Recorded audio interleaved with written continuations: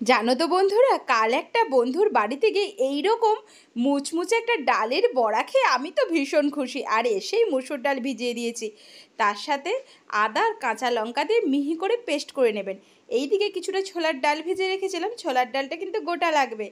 দেখুন, সমস্ত কিছু দিয়ে পরিমাণ মতো নুন, হলুদ, একটু হিং আর একটু খাবার সোডা দিয়ে ভালো করে মেখে নিন।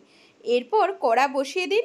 কড়াইতে তেল গরম হলেই বড়াগুলো ঠিক হাতে এইরকম একটা শেপ দিয়ে নিন, ঠিক চ্যাপটা চ্যাপটা করে। তাতে কিন্তু গোলও হবে আর চ্যাপটাও হবে।